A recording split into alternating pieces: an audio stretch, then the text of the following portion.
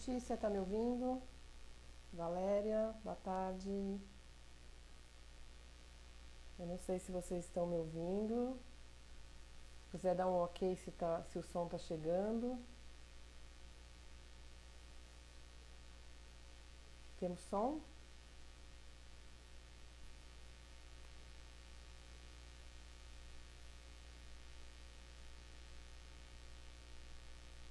Ok.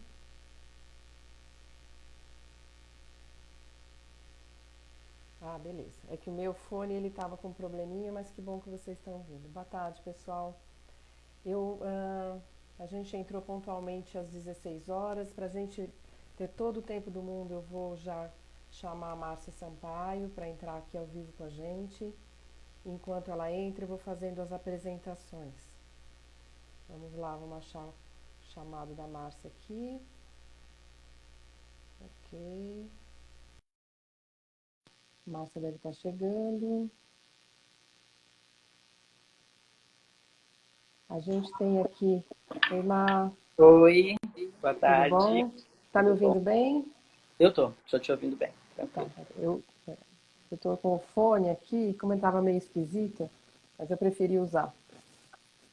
Tem bastante gente entrando. É, eu não sei se estão me vendo bem. Tô te vendo inteira, Mai, e você? Acho que a gente se Eu comparando tô. fica. Eu tô Ok. também. Eu tô achando que eu tenho que subir um pouquinho isso aqui só. Vou subir. Peraí. Tá. Bom, pessoal, enquanto a Márcia se organiza ali na câmera, eu quero desejar boa tarde a vocês, sejam todos bem-vindos. Pronto. O pessoal está entrando ainda. A gente, possivelmente, a gente espera, né, que hoje a gente tenha um público interdisciplinar, né, para a gente fazer uma conversa transdisciplinar aqui, né, Márcia? Então, Se Deus você quiser. já não tá tão boa, viu, Ana? O que, Sua imagem. Sua imagem já tá meio chapiscando aí. Ah, Oi, Thelma. Oi, Viviane. A Viviane, ah, aquela que eu te Thelminha. falei. Aquela Viviane que eu te falei do curso que a gente foi fazer da língua, tá aí. Ah, É, legal. muito Bom, bom. pessoal, se áudio e vídeo começarem a ficar ruins, vocês Theo e avisam a Sérgio. gente. Oi. Bom, então Então vamos tá. começar logo, porque o pessoal já está chegando. Deixa eu fazer a apresentação, porque senão É, a gente vai cumprimentar é todo mundo, profe- a gente fica nisso, vira um happy hour, né? E não uma é, live com informação. Bom, pessoal, para quem não me conhece, eu sou Ana Lefebvre, sou fonoaudióloga, eu sou diretora da ENSE, a Escola Nacional de Saúde Integrada. A ENSE ela é uma escola de educação em saúde, com um perfil inter e transdisciplinar. Então, a gente tem alguns cursos de extensão, cursos de aprimoramento, entre eles um curso de ortopedia funcional dos maxilares, que é voltado para dentistas, fonoaudiólogos e fisioterapeutas. E hoje a gente vai ter o prazer aqui, eu pelo menos vou ter o prazer enorme de conversar com a Márcia Sampaio, que é minha parceira de estrada de muitos anos, né? Com quem eu aprendi ortopedia funcional. Não lembro quantos anos, se você vai entregar depois na sua fala, fique à eu vou. vontade. Já faz bastante tempo. Então, Márcia foi minha professora antes de ser minha grande amiga, minha companheira. E a gente vai contar um pouquinho para vocês do nosso histórico e falar um pouco aí sobre a interface da odonto e da fono na ortopedia funcional. Ah, Silvia Rito está aí, tem o pessoal de fora. Oi, turma. Então, vamos lá. Queria então que a Márcia... Vou deixar você se apresentar, Mar, para eu não Ok, ficar fazendo e aí você aproveita e conta um pouquinho para a gente do seu histórico, com ortopedia funcional, como é que entrou na tua vida. certo, ok. Bom, gente, eu sou Márcia Sampaio, para quem não me conhece, sou dentista e faço ortopedia funcional já faz tempo, faz muito tempo. Espera um pouquinho que caiu o negócio aqui. É, eu, eu comecei com a ortopedia funcional na SPO, com o Pacini, professor Pacini, do professor Sérgio, professora Thelma, não, Débora, e com eles eu aprendi, foi um curso de 4 anos, então foi um curso bem longo, bem interessante, bem forte. E por que eu comecei ortopedia funcional, né? Porque antes de tudo, eu quando me formei, eu fui fazer homeopatia. Eu fiz o curso, eu fiz homeopatia comigo, e aí eu achei muito interessante, comecei a fazer homeopatia, fiz curso de homeopatia, comecei a dar aula de homeopatia, e aí eu achei meio difícil de usar isso na, na odontologia, né? Era raro, eu só podia trabalhar junto com o médico homeopata, então era uma coisa mais difícil. Então eu resolvi fazer algo dentro da minha área que abarcasse o ser humano inteiro, como a ortopedia funcional abarcava, como a homeopatia abarcava. E encontrei a ortopedia funcional. Quer dizer que agora eu já estou viciada em ortopedia funcional, apaixonada. Como diz os meus alunos, eu sou ortopedia funcional do reino de Deus. Ou seja, é quase uma religião para mim, sabe? É, Então, praticamente. e aí foi que eu conheci a Ana, porque depois desse curso que eu fiz, eu resolvi montar, na verdade, a ideia era montar um grupo de estudos para formar essa equipe multidisciplinar, que hoje a gente já entende que ela é mais do que isso, ela é transdisciplinar. Por quê, gente? Porque a transdisciplinaridade ela é uma coisa muito diferente. Ela não é só misturar gente, ela não é só ter gente trabalhando junto, entendeu? Ela é bastante mais do que isso. Então, hoje, nessa live, a gente não vai poder falar disso. Mas a gente vai tentar marcar um dia para a gente falar o que é a transdisciplinaridade de verdade, né? O Ótimo. que significa, que ela está dentro da medicina quântica, ela, na verdade, ela já está muito bem estudada na educação, mas não tão bem estudada na saúde. Então, na saúde ainda é muito difícil fazer transdisciplinaridade. E nós somos pioneiras nisso, porque a gente começou em 1993 e o Entregou. Piaget começou em 73, nós começamos 20 anos depois dele, né? Na verdade, a gente se descobriu fazendo, né, Mar? Fazendo, Quando a exatamente. gente percebeu, a gente já estava atuando dessa maneira. Estava fazendo aquilo que depois a gente foi ler na carta da Foi entender. transdisciplinaridade e era isso que deveria ser. Então, é uma coisa muito mais ampla, é muito complexa, é difícil, difícil pra caramba fazer transdisciplinaridade, mas a gente vai tentando. É uma tentativa o tempo todo de fazer isso, certo? E, bom, foi aí que eu conheci a Ana, e no primeiro momento ela teve aula comigo, e a partir daí a gente Isso. passou a coordenar cursos juntas. Eu, ela e uma físio. E normalmente era uma físio, mas nunca foi a físio, assim, que ficou uma só com a gente. Foi revezando as fisioterapeutas e a Ana ficou e ficou até hoje. É isso aí. Bom, Marca, a gente está com um público diversificado aqui. Eu já vi que tem pessoal da Odonto, pessoal da Fono, da Fisio ainda não identifiquei, mas é capaz que tem alguém. E eu não sei se todo mundo sabe, né, exatamente o que é ortopedia funcional, então acho que era interessante você contar um pouquinho. Não vai Sim, dar, obviamente, para explorar muito a claro, fundo, mas falar um claro. pouquinho das bases, né? O que é essa ortopedia funcional para quem está nos assistindo hoje? Em primeiro lugar, a gente tem que falar que a ortopedia funcional não é usar aparelhos de ortopedia funcional, é diferente, tá? Uhum. Eu, inclusive, sou uma pessoa brava nesse sentido. Quando as pessoas me encontram e falam assim, ai, Márcia, o que você está fazendo da sua Uma vida? pergunta. Eu falo, eu faço ortopedia funcional. E as pessoas fazem, eu falo assim, eu também ponho esses aparelhinhos. Então, isso me incomoda um pouquinho, porque a Uhum. ortopedia funcional, ela é muito mais do que colocar aparelhos. Ela, em primeiro lugar, ela é uma especialidade que nasceu na Europa, que demorou um pouco para chegar aqui no Brasil, mas chegou. Tem como nosso grande nome aqui a doutora Vilma Simões, que idealizou vários aparelhos, e por causa disso, para nós, aqui do Brasil, fica um pouco mais fácil ser ortopedistas funcionais, porque a gente tem, Uhum. além de tudo, um arsenal que a doutora Vilma nos presenteia aí direto, né? Agora, a ortopedia, ela é relativamente velha, ela veio da Europa, só que a gente não tinha tanto acesso, a gente tinha mais acesso a coisas dos Estados Unidos, Austrália, mas ela existe há tempos, e ela é uma outra maneira de tratar. Ela é uma especialidade, não é uma técnica, não é um Uhum. aparelhinho, não é só tratar com aparelho, a gente faz orientação desde a barriga da mãe, da maneira quando nasce o bebê, como amamentar, o que fazer, que jeito colocar, que posição colocar, observar a postura, observar a cabeça, ver como nasce, se a cabeça está dentro dos padrões de equilíbrio. Então, quer dizer, tem toda uma... Tem alguém perguntando algo já. Sim, Tem sim. toda Pode ficar uma... tranquila que eu estou vendo. E aí a gente poderia pedir para pôr lá na interrogação, né, Ana? Vocês podem, quem quiser, como às vezes passa muito rápido o chat, Quem tiver alguma questão importante, que eu já vi que tem aqui, coloca lá na interrogaçãozinha, fica mais fácil para eu conferir, tá bom? Isso. Então, Já voltando... estou anotando uma aqui. Tá bom. Então, voltando ao assunto, a ortopedia funcional, ela trabalha ossos e ela trabalha função. Então, a palavra ortopedia, quando você fala orto, é colocar na posição ortostática, alinhar, como na ortodontia, né? Que é alinhar dente. O nosso é alinhar o quê? Podos. Podos tanto tem a ver com estrutura, com base, como tem a ver com infância.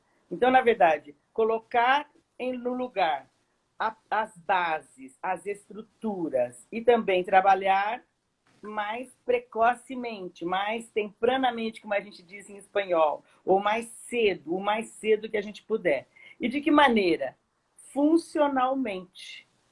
Funcionalmente. O que quer dizer ortopedia funcional? Então, não é ortopedia mecânica, não é ortopedia maxilar, não é ortopedia facial, é ortopedia funcional dos maxilares. Então, trabalha bases, estrutura, trabalha mais desde a infância, não é só na infância, posso atender adultos e tem muito sucesso com adulto, mas trabalha desde a infância até o adulto, mas o mais precoce possível, porque as coisas mais estruturais a gente só vai conseguir resolver, melhorar mesmo e encaminhar essa criança, este bebê, para ter um crescimento e desenvolvimento normal quando for o mais cedo possível. Depois a gente vai tentar arrumar o que já está com problemas e mesmo assim tem muito sucesso com adulto também.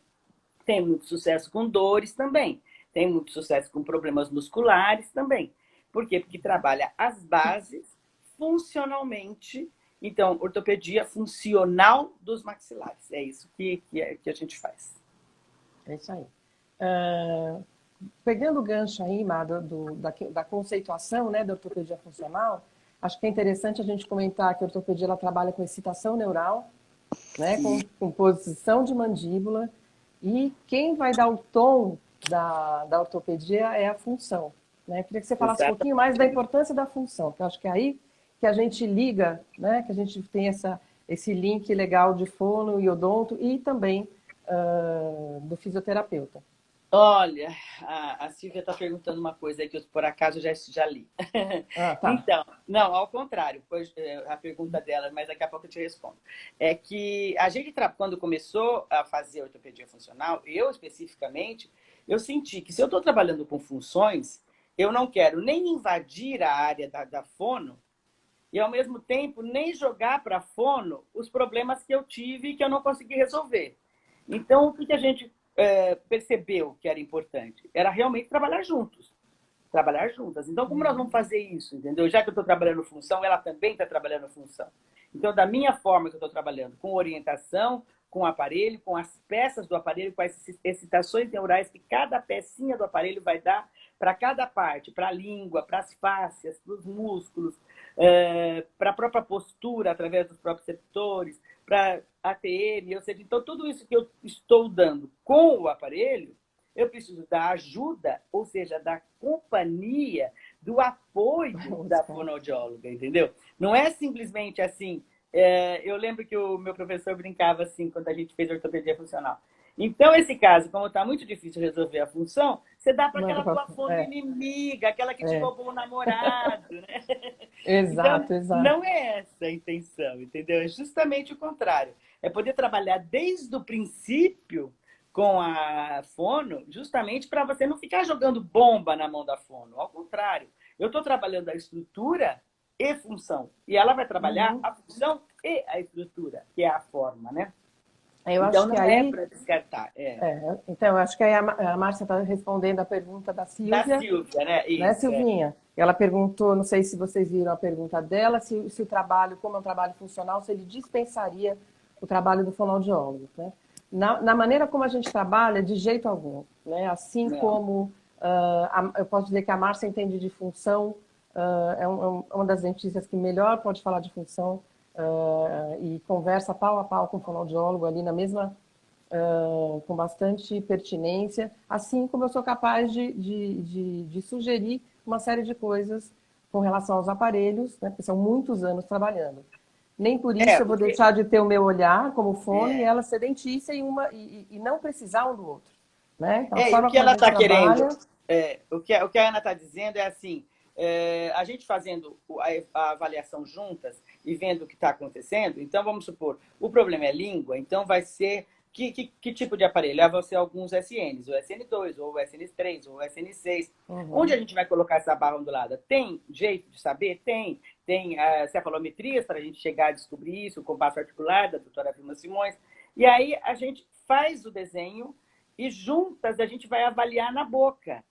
E tem uma coisa importante, que a boca ela vai mais vezes na fono do que vai no meu é, consultório. exato. Então, às vezes, essa língua está entrando por baixo da barra ondulada, às vezes ela está escapando lateralmente, às vezes, quando a criança fala, está tendo alguma coisa que eu não vi.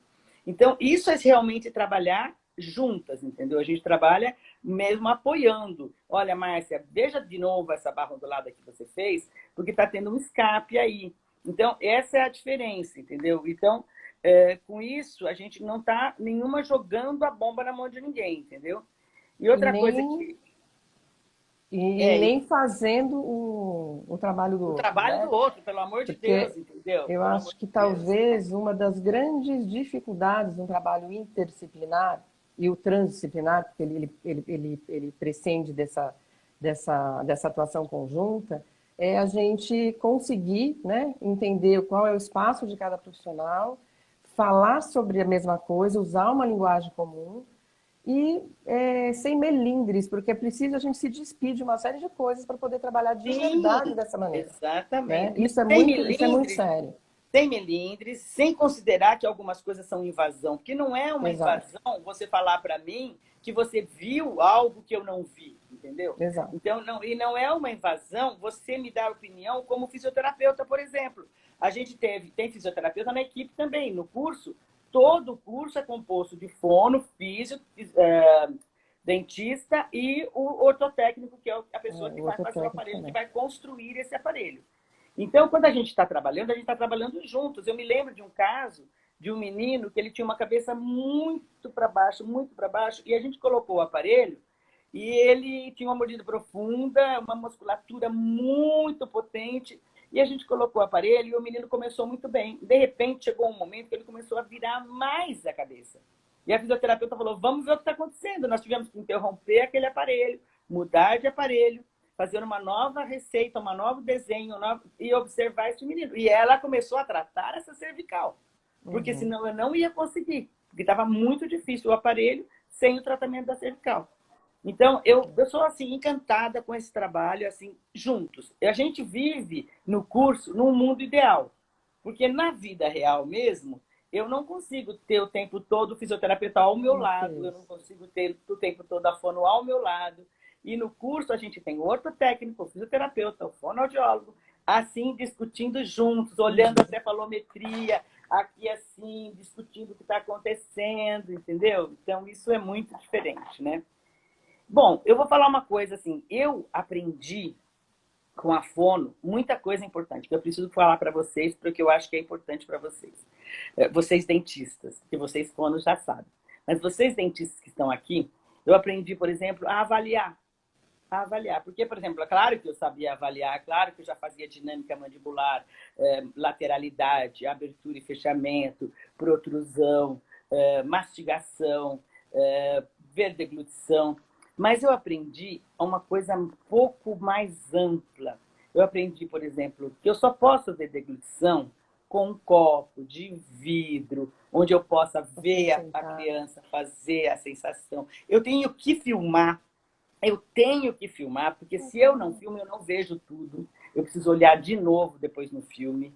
Então eu tenho que filmar de lado, eu tenho que filmar de frente. Eu não posso ter nada no meu fundo que me disperse a atenção, que passe aqui ou passe ali. De vez em quando, no curso, a gente tem que fazer assim, infelizmente. Mas o correto, se você quiser fazer, Uhum. é com fundo branco, um fundo sem nada atrás. A criança tem que estar com os pés apoiados, porque desde Bovat, Castilho Morales, se fala em impulsos distais.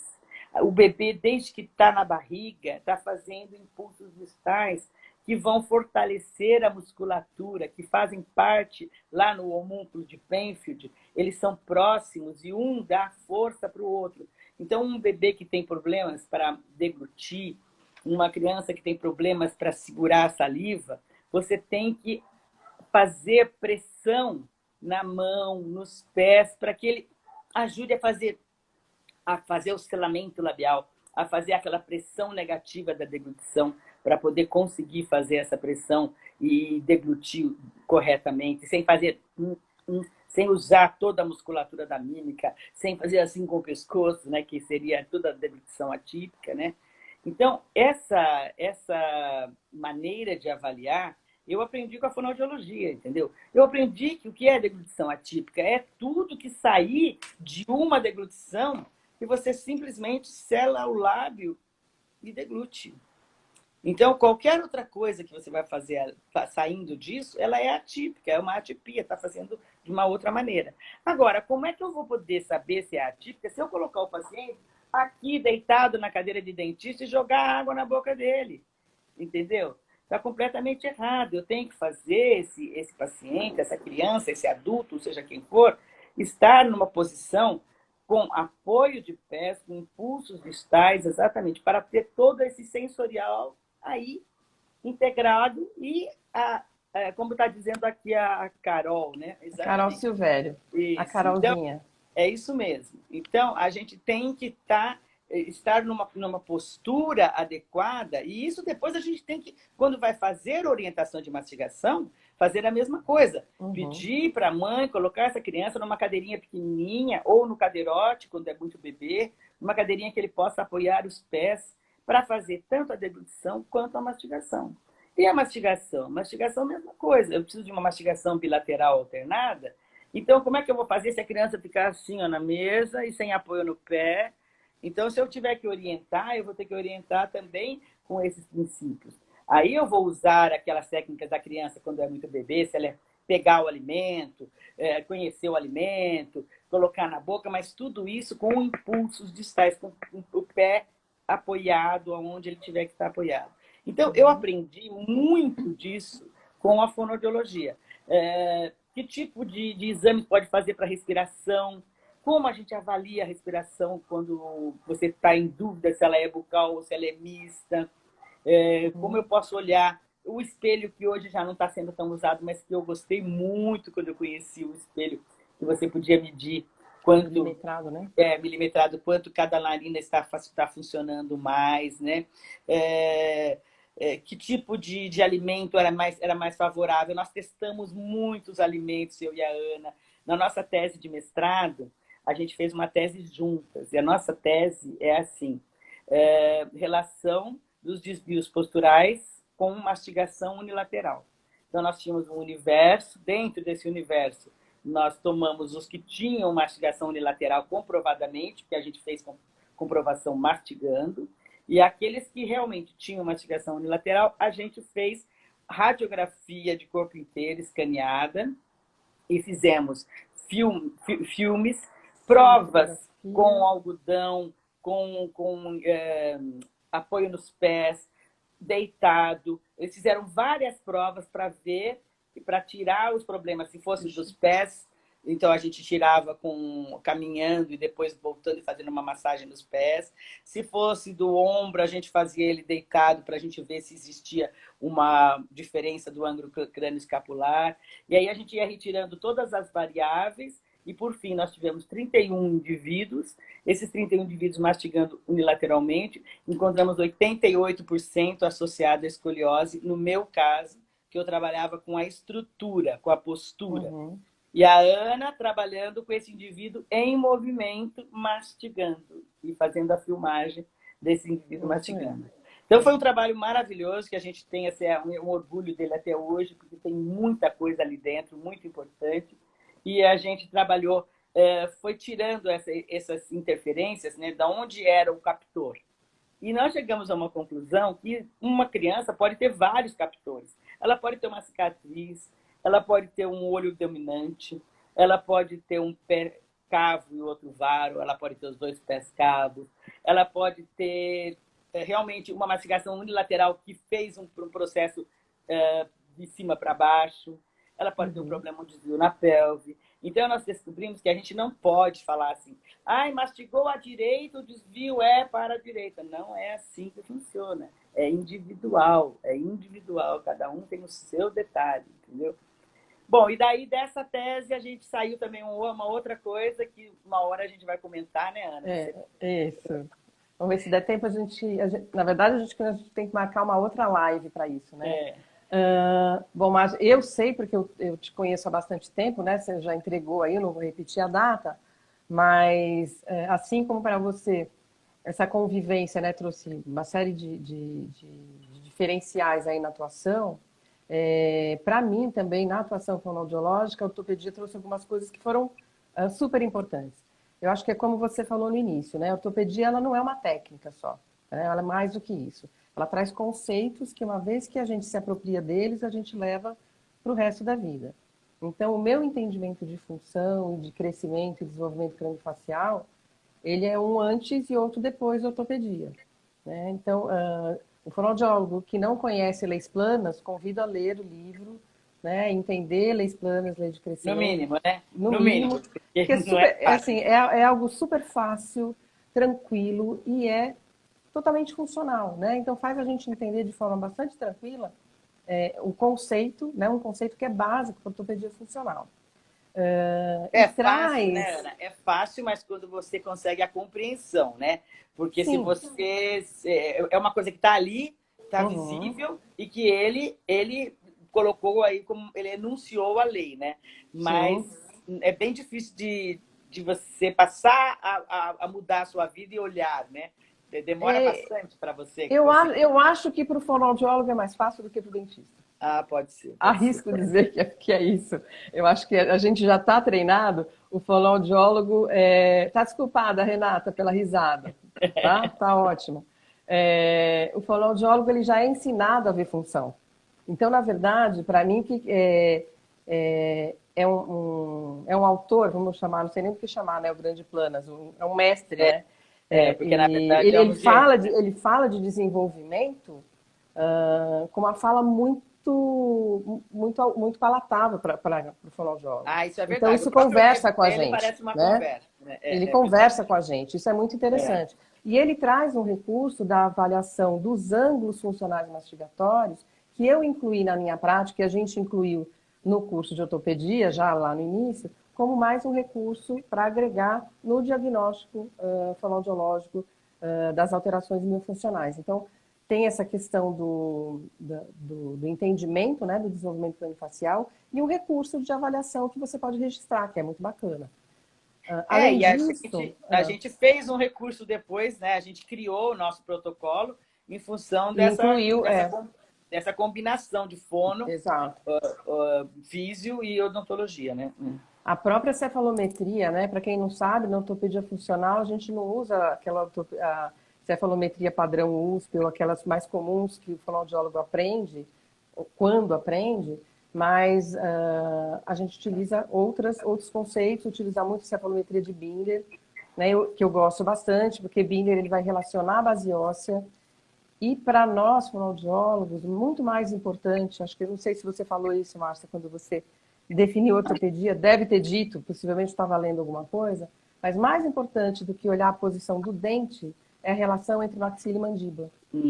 E a cefalometria do Biller, ela traz isso para a gente. Então, quando você começa a ver, né, relacionar fator 4 com fator 7, posição de mandíbula, crânio, isso dá... A gente faz uma relação de como aquela boca, como aquele sistema está funcionando. E o introfísio na nossa vida, então, a coisa ampliou. Maravilhosa, né? Maravilhosa. Não, e essa coisa da cefalometria, a gente discute, sabe? Então, eu ligo para a Ana agora, né? Ô, Ana, mas você viu o fator 4, você viu como está o fator 3, entendeu? Então, isso é o que mais faz a gente fica com uma linguagem fácil. Isso. A gente está com uma linguagem muito aproximada, entendeu? Faz bastante sentido. E Petrovic, né? A Rosemary está perguntando se a gente faz Petrovic, a gente faz Petrovic. Faz também Petrovic também. Rocabado. Hoje em dia também estamos fazendo muito tomo 3D, porque em alguns casos é muito melhor você... O ideal seria que a gente fizesse em todos os casos, né? Mas quando a gente começou não tinha, né, Márcia? Quando E a gente quando a gente começou não tinha começou... esses exames de imagem maravilhosos que tem É hoje. verdade, Então a mas gente hoje em tinha que dia... fazer a coisa no raciocínio ali. Mas a É, mas, sabermeteria ela é muito importante na escolha da conduta, né? E quando a gente fala de escolha de conduta, o que é muito importante no trabalho inter e transdisciplinar é que a gente vai escolher juntos qual aparelho que a gente vai colocar, onde que a gente vai provocar excitação neural, em que momento a gente vai entrar com o exercício. Tem uma pergunta que foi feita, deixa eu ver quem foi que perguntou. Na verdade, não, na verdade é uma pergunta encomendada da Ana Carolina Butti, que está dando aula, me deixou uma pergunta. Ela vai assistir depois a live, então está aqui para você. Então ela perguntou assim, qual é o limite entre a intervenção fonoaudiológica miofuncional, que poderia já responder, e a conduta da ortopedia nos pequenos, nas crianças pequenas? Né? Ela fala assim, qual o por limite? vezes, ela vai explicar, por vezes os aparelhos têm intervenção muscular, e aí cabe um adendo, né? Não é por vezes, né? Ele sempre, se for ortopedia funcional do Ortopedia maxilar, funcional sempre sempre vai vai ter um ter. efeito muscular, né? E o fonoaudiólogo precisaria esperar, inclusive pela barreira física que impede a nossa atuação. Não, né? Tá Eu acho que totalmente. tem. É, Eu é acho que totalmente aqui não tem um. ortopedia Não é ortopedia funcional aí. funcional, né? Não ortopedia funcional. Porque é o seguinte, em primeiro lugar, a ortopedia funcional, a gente não fala, essa palavra barreira nem existe para ortopedia funcional. Porque, por exemplo, se eu colocar aliás, eu não gosto, eu não aceito as grades, os esporões, ou qualquer coisa que vá ferir a língua, certo? Então, nem a ortopedia funcional aceita, nem eu aceito, como também não é parte da, da ortopedia funcional isso. Por quê? Porque na ortopedia funcional nós colocamos as peças dos aparelhos de uma maneira fisiológica para levar a língua, para levar os músculos, para levar as fáscias, para levar os tendões para o fisiológico. E nunca colocando alguma coisa que vai impedir qualquer coisa. Então, a gente não coloca grade. Inclusive, eu tenho muito medo das grades, vou aproveitar e falar disso aqui agora. Porque uma grade, um esporão que fica assim, vertical, ele está impedindo a língua de ir. E a língua é um órgão ultra sensível. Ela tem 17 músculos dentro dela, mais montes de músculos associados a ela, mais o ióide, mais a região de digástrico, que é para a abertura de boca. Então, quer dizer, ela é muitíssimo importante, fora a sensibilidade, fora a região de sensibilidade. Ontem eu estava vendo uma live, uma aula da Patrícia Valério, e ela estava comentando que agora descobriram-se mais receptores na língua em vários locais, especificamente na ponta. Perdi essa aula. Então, mas está gravado, acho que ainda está gravado, maravilhosa. Então, assim, é muito bom você saber que a língua ela é um órgão ultra sensível, cheio de resposta, cheio de aferências para poder mandar para o sistema nervoso central isso. Então, a gente jamais coloca algo que vai ferir a língua. Aliás, nada de ortopedia funcional usa nociceptores, ou seja, nós não criamos nenhuma situação de dor.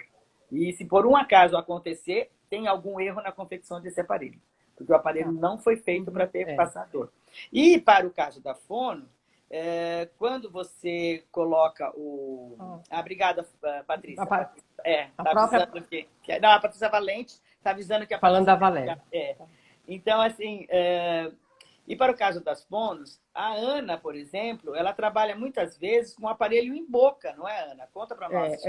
Eu acho que assim. Então, só antes respondendo para a Josimeire, a gente se espelha assim, em leis planas, tá? No trabalho do Muito. Leis planas é nosso... Ela fez uma outra pergunta que eu vou fazer depois. Tá. Tem mais duas perguntas aqui que eu acho importantes, três, mas respondendo isso que a Márcia falou. Então, o fonoaudiólogo que pretende atuar com ortopedia funcional, além de conhecer leis planas, leis de crescimento, os princípios, os conceitos da ortopedia, é importante conhecer cada tipo de aparelho, né? Então, no curso, a gente tem um momento em que o dentista ele vai aprender a confecção, porque mesmo que ele não confeccione, ele precisa saber indicar, né, para o seu ortotécnico, né? Assim que fala agora, ortotécnico? Tá. E o fonoaudiólogo ele precisa conhecer também o princípio de cada peça do aparelho. Então, veja, muitas vezes a gente está com o paciente mais tempo do que o dentista. Então, a gente tem não só a gente tem a obrigação de identificar quando alguma peça, alguma molinha, uma gravata, ou quantidade de acrílico, alguma coisa naquele aparelho, por melhor que ele esteja confeccionado, durante o tempo que ele fica na boca e a função vai acontecendo, né?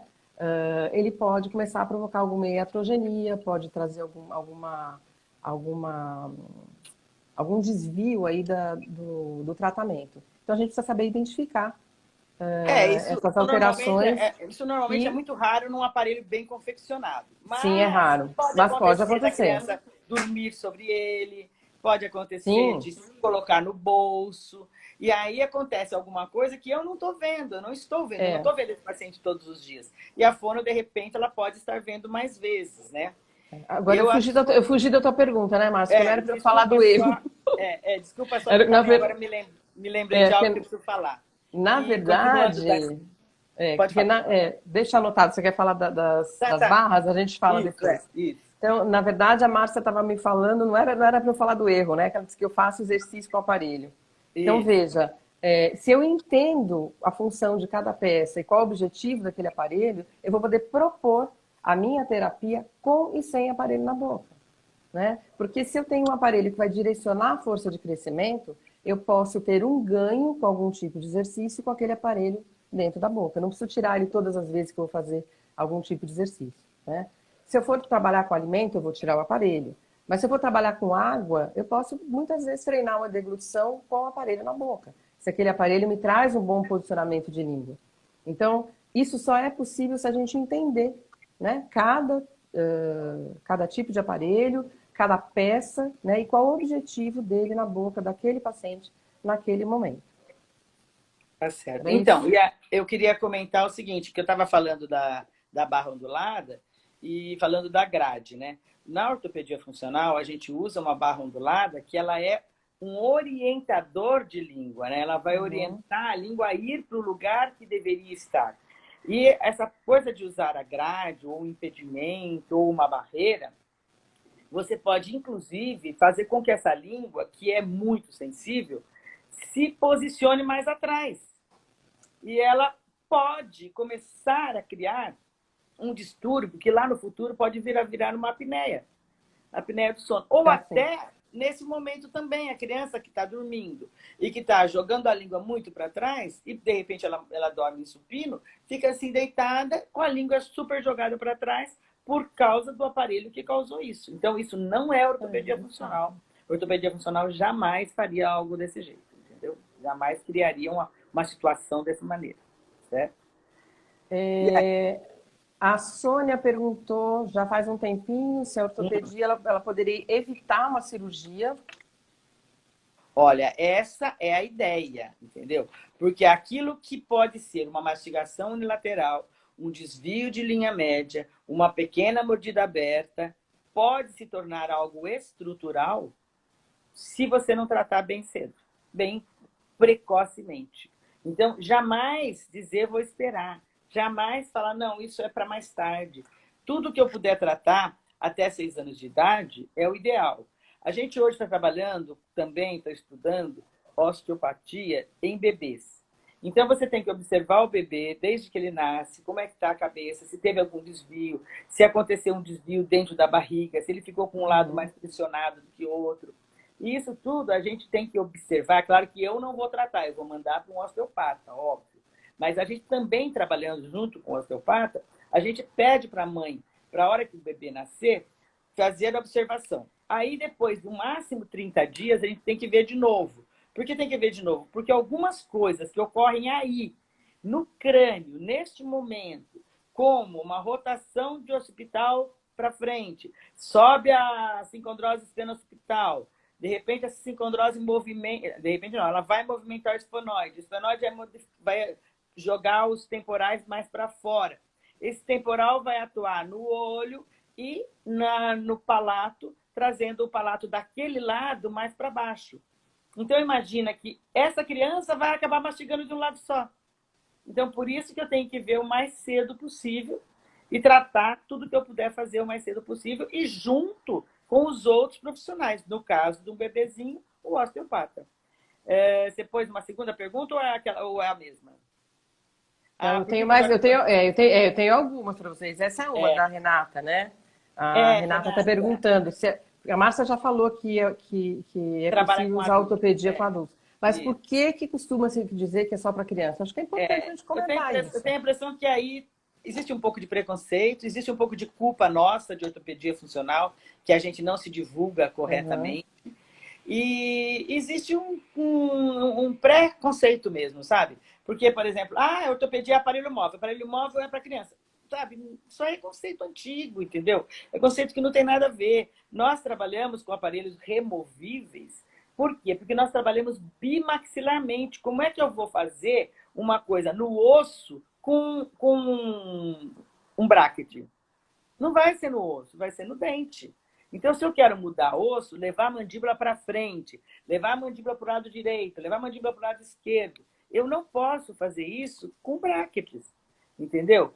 E, por outro lado, hoje já está comprovado por todas as pesquisas que vocês puderem ver por aí, vocês vão ver tanto dentro de fisiologia quanto dentro da fisioterapia, que os estudos provam hoje, os trabalhos comprovam, que a força exagerada não é boa, que força direto, assim, constante também não é boa, e que os melhores resultados se tem com forças intermitentes leves. E é isso que a ortopedia é. A ortopedia faz toque, faz excitação neural.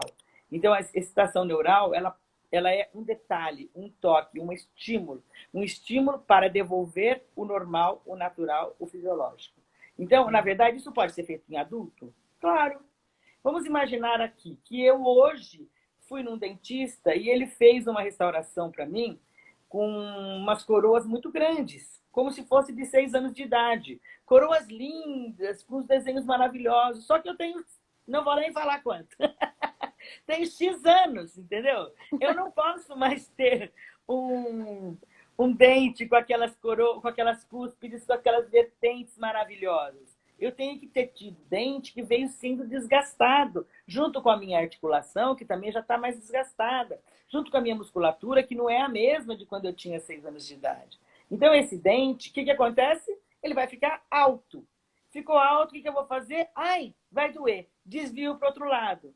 Porque o corpo, gente, ele tem duas regras básicas. A primeira, ele foge da dor. A segunda, pelo caminho mais fácil. Então, o que eu faço? Doeu aqui, tá alto aqui, vou para onde? Para a mínima dimensão vertical, que o plano já fala nas leis planas. Escorrego para a mínima dimensão vertical, vou para o lado de cá, que não tem nada alto, que não tem nada me atrapalhando, começo a mastigar desse lado, começo a mastigar desse lado, começo a mastigar desse lado, começo a fazer uma alteração no meu rosto, uma alteração na linha de sorriso, uma alteração na parte da oclusão, uma alteração muito provavelmente em termos de ATM, em disco, em ligamento, em musculatura. E aí, então, eu não vou tratar porque essa pessoa é adulta? Eu não tenho um recurso?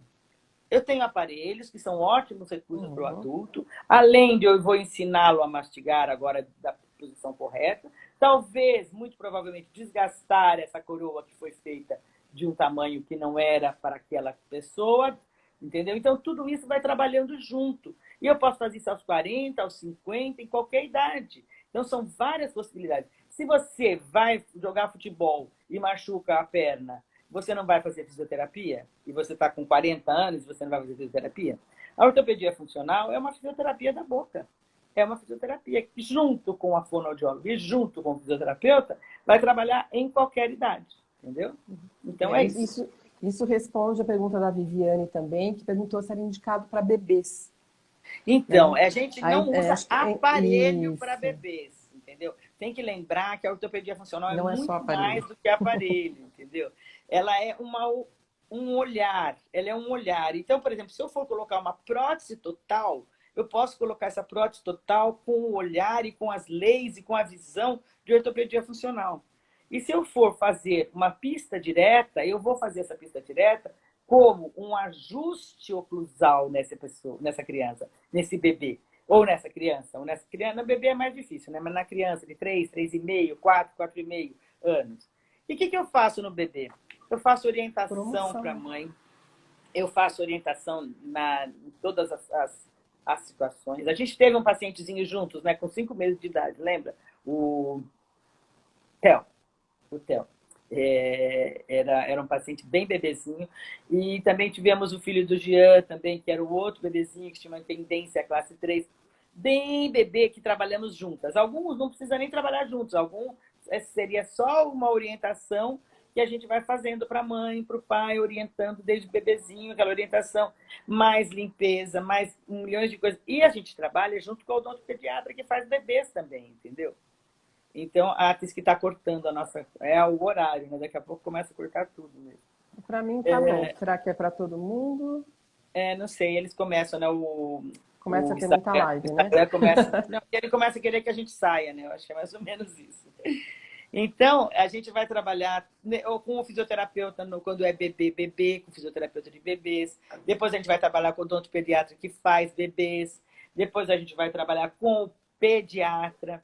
Depois a gente vai trabalhar com a fono. Então, a visão do ortopedia funcional é muito interessante para o odontopediatra, né? Para o odontopediatra, nossa. Seria uma coisa bastante importante, né? Hoje em dia nós estamos muito atrelados à odontopediatria, tem muita gente da odontopediatria trabalhando junto com a gente e acreditando no que a gente faz, né? E querendo fazer mais, e querendo aprender ortopedia, entendeu? Então, eu acho muito interessante isso.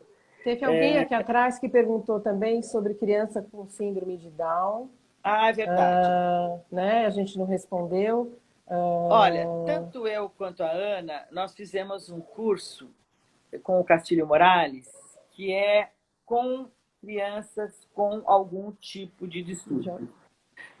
Então, eles chamavam de descapacitados, existe a palavra deficiente. Crianças neurológicas e sindrômicas, enfim. Síndrome, né? Como a gente não gosta de nenhuma dessas palavras, fica até... Os fonoaudiólogos aqui acho que conhecem mais, talvez. Como síndrômicas. Quem está aqui. Não. Conceito do Castilho Morales, do que talvez os dentistas. Então, né? Mas a Márcia fez a formação também. Eu fiz a formação do Castilho e com esses conceitos a gente trabalha desde o bebezinho também, desde a calma motora.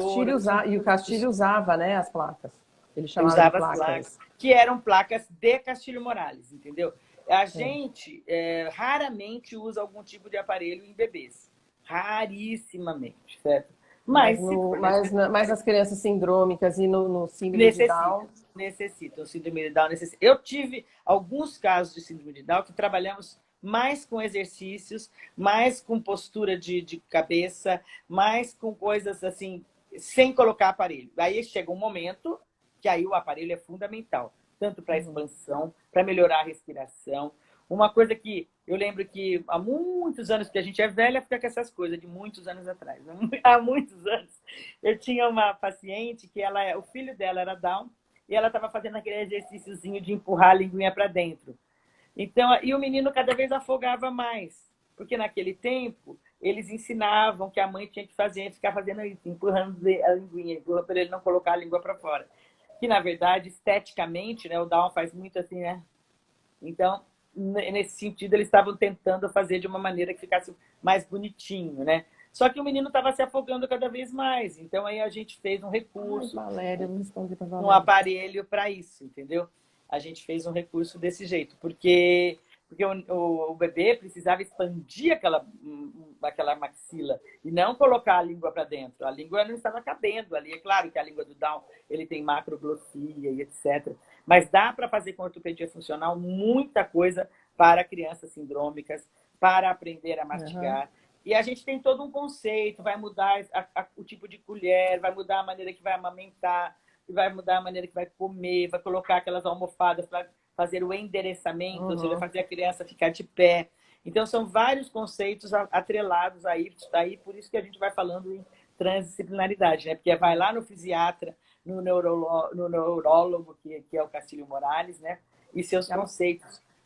Pessoal, a Márcia usa uns termos, às vezes, porque ela usa um espanhol, chilenol, né? A Márcia é professora no Chile também, de vez em quando ela tem uma palavra que ela usa, um termo que ela usa que eu gosto muito, que é a mirada, que nem eu consigo encontrar muito uma palavra para substituir, mas que eu acho que fala muito, né? É verdade. Pegando o gancho aí, porque a gente vê que o tempo vai passando, daqui a pouquinho a gente está sem tempo para falar, quero responder a Valéria Muralha. que perguntou sobre o uso de ortopedia funcional nos casos de apneia e ronco. Ela pergunta se é Ah, possível. então. Eu tenho casos de sucesso de apneia e Não. ronco com aparelho de ortopedia e a Márcia acho que podia falar. A ortopedia funcional, gente, ela foi feita para... Ó, tem uma pergunta da Viviane aí também. Tá. A ortopedia funcional, ela foi feita para prevenir a apneia do sono, entendeu? Porque se você pensar, o que a gente trabalha? A gente trabalha as funções. O que a gente Tá, eu faz? vou falar Dá para ela. mais espaço, vai aumentar, vai expandir. Não porque o aparelho ortopédico funcional tenha como princípio só expandir, mas vai fazer mudança de postura para uma mandíbula que está retruída, Uhum. para uma mordida que está com mordida profunda.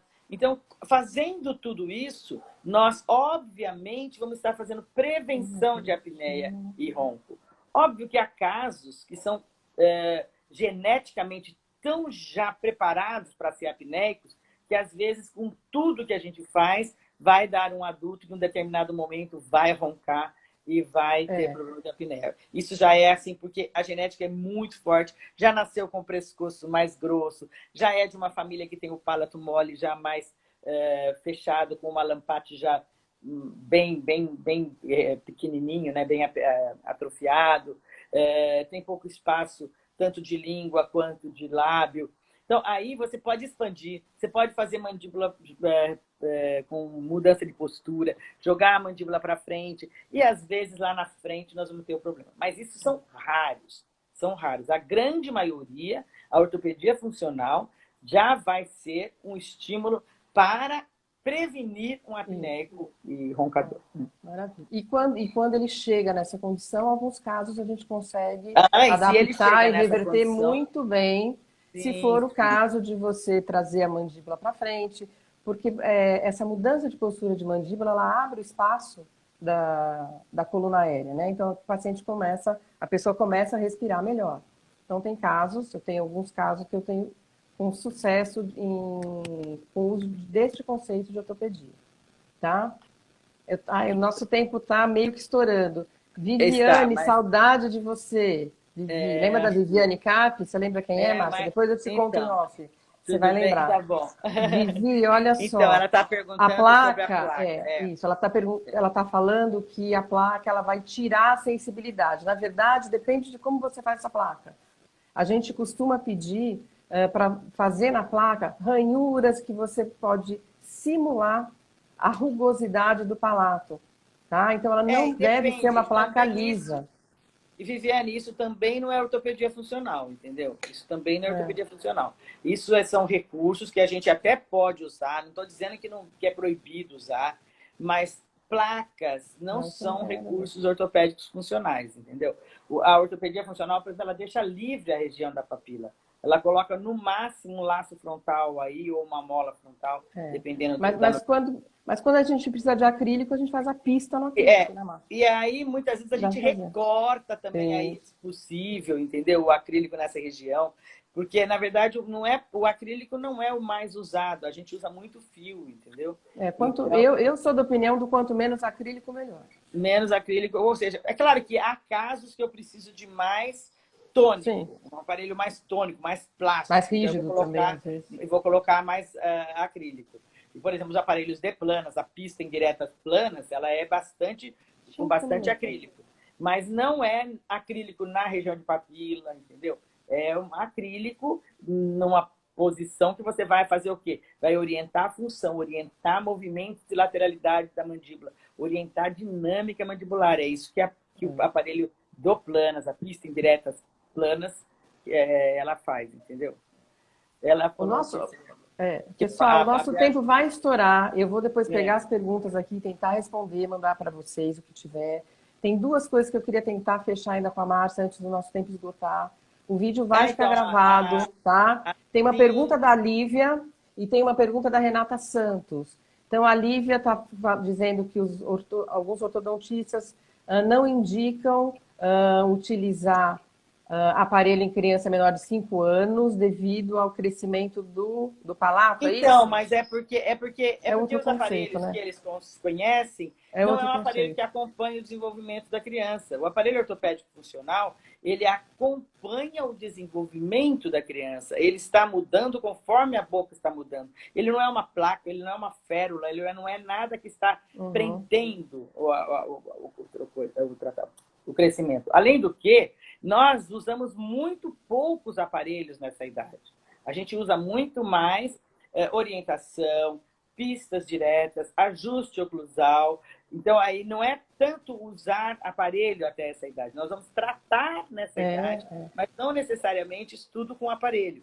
E não são placas, e elas não cobrem os dentes, e elas não travam o crescimento, muito pelo contrário. Elas fazem estímulo de crescimento, entendeu? Oi, Adriana. E eu fizeram uma pergunta assim, qual é a previsão do curso? A gente tinha um curso que ia começar agora, presencial. Agora. E como esse curso não aconteceu, eu vou fazer uma versão online. E que deve iniciar já já, porque eu tenho pessoas interessadas na fila esperando, entendeu? Depois o Aí, pessoal pode entrar em contato mandando mensagem pelo Instagram ou pelo WhatsApp, né? A gente pode pôr e divulga, né, isso, Má?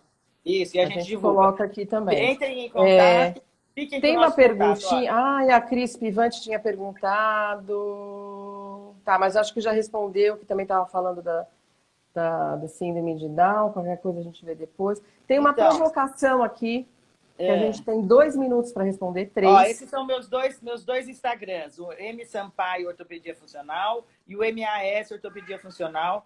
Entrem em contato comigo, que aí eu já vou Isso. passando a informação do Oi, curso, Oscar. tá bom? Qual é a provocação? É o Oscar. Não, a É meu provocação é da Renata Santos. Eu acho que a é, gente tem que responder a provocação.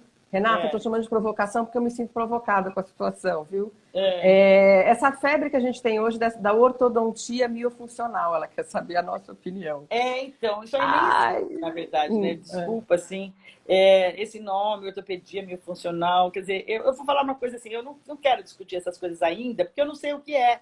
O que eu sei o que é, chama-se ortopedia funcional dos maxilares, que começou em 1700, em 1896 já era ortopedia funcional, foi disseminada em toda a Europa, tem um monte de coisa já comprovando, toda a fisiologia está ao nosso favor, assim, comprovando que o que a gente faz tem realmente razão no fisiológico e trabalha dentro do fisiológico. Nós vamos. É a Renata que perguntou. Ah, foi a É a Renata? Ah, Renata que perguntou.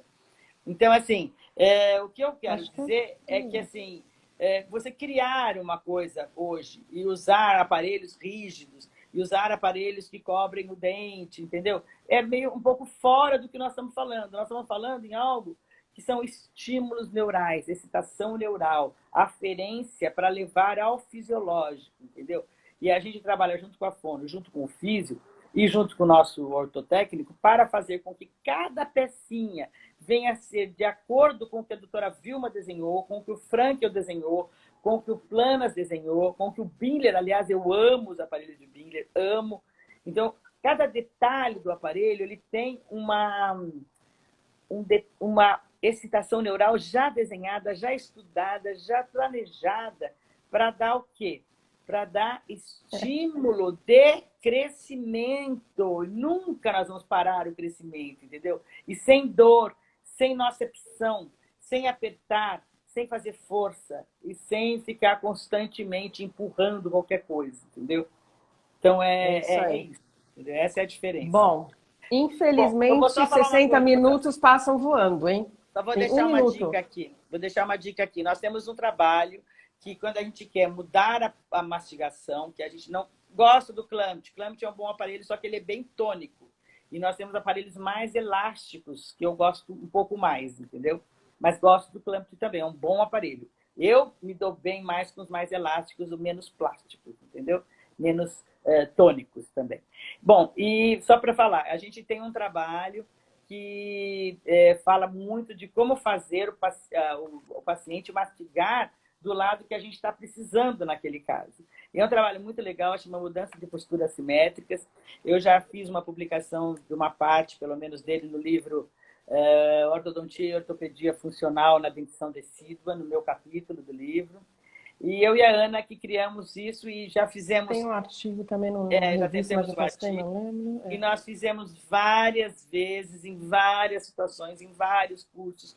Eu fiz um trabalho na prefeitura, aqui na prefeitura de São Paulo e no Chile, com muitas crianças, com 175 crianças. Eu não Nosso podia tempo colocar vai, ó. aparelho.